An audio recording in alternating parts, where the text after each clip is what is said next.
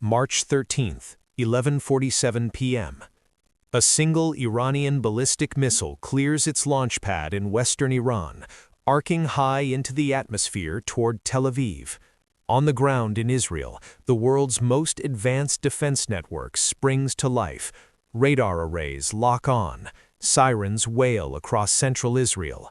Interceptor batteries go to green status. To the operators, it looks like a standard interception mission, until the missile reaches an altitude of 8 kilometers.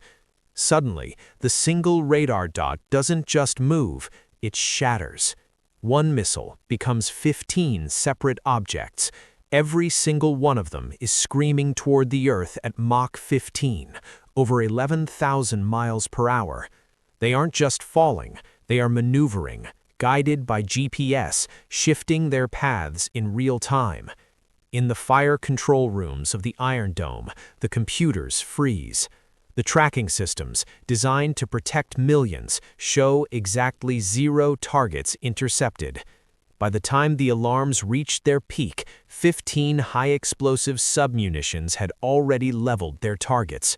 47 dead, 200 wounded, and a terrifying admission from the Israeli Chief of Staff the next morning: "We have no effective defense against this weapon." This is the Fattah-3. It isn't just a new missile, it's the weapon that rendered a $20 billion defensive doctrine obsolete in 12 seconds. To understand why the Fattah-3 is so lethal, we have to look at what came before it. For years, Iran has been playing a game of technological Tetris. They had the Fattah-2, a hypersonic missile that could fly at incredible speeds, but carried only one warhead. If you fire one, a system like Arrow-3 has at least a mathematical chance to hit it. Then they have the Khorramshahr-4. It carried cluster warheads, meaning it could hit multiple targets at once, but it was subsonic. It was slow enough for modern radars to track and kill. The Fattah-3 is the nightmare fusion of both. It combines the unstoppable speed of a hypersonic glide vehicle with the target multiplication of a cluster munition. It travels at Mach 15 and at the very last moment deploys 15 independent guided submunitions. Before we dive into the terrifying physics of why this is impossible to stop, do me a huge favor, hit that subscribe button and like this video. Your support allows us to keep breaking down these global shifts. Now, let's look at the engineering. Western intelligence agencies didn't think Iran could do this. Why? Because the physics of Mach 15 are brutal. When a missile travels at 15 times the speed of sound, the air around it turns into plasma. Temperatures soar past 1,000 degrees Celsius. The structural stress is 20 times the force of gravity. In that environment, most mechanical parts just melt or snap. To deploy a cluster payload under those conditions is an engineering miracle. You need advanced heat shielding to keep the internal submunitions from cooking before they launch. Pneumatic ejection. You can't just drop the warheads at Mach 15. They have to be pushed out in a precise, timed sequence using explosive bolts and high-pressure gas. Miniaturized guidance. Each of the 15 submunitions has its own GPS receiver and 4 small control fins. These fins have to survive the hypersonic wash to steer the warhead to within 5 meters of its target. This means Iran can program a single Fattah-3 to strike 15 different buildings or 15 different sections of a single airbase simultaneously. It's not a shotgun blast, it's 15 sniper shots fired at once. The 12-second death window.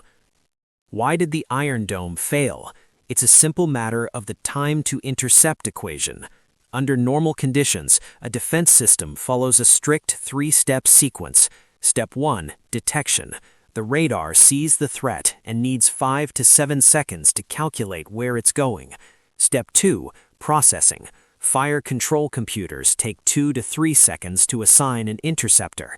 Step 3, engagement. The interceptor missile needs 4 to 6 seconds to fly and reach the target. Total time required, 11 to 16 seconds. The Fattah-3 deploys its 15 submunitions at an altitude of 8 kilometers. At Mach 15, those submunitions hit the ground in exactly 12 seconds. By the time the Israeli radar realized the single missile had split into 15 independent targets, the window was already closing.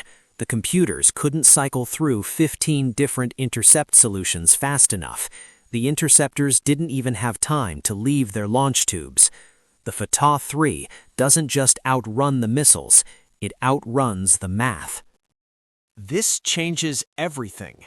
Israel has spent 2 decades and $20 billion building a layered defense.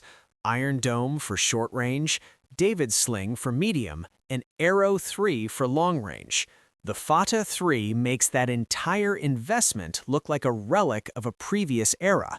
It's Iran's V2 moment.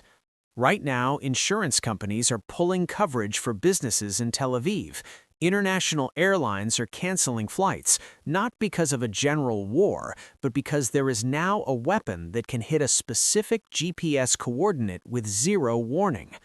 Iran claims to have 40 of these missiles ready to go. If they can produce even 5 a month, they can sustain a level of precision terror that no amount of money can stop. Israel is now forced to make the impossible choice. Which cities do we try to save, and which do we leave exposed? The events of March 13th proved that the era of invincible defense is over. Technology has leaped forward, and the shield has shattered. The Fattah-3 isn't just a missile, it's a message. It tells the world that no matter how many billions you spend on defense, a faster, smarter offense will eventually find the gap. But what do you think? Can Israel develop a laser wall or a new AI-driven system to catch 15 targets at Mach 15? Or has the Fattah-3 permanently shifted the power in the Middle East? Let me know in the comments below. I read every single one.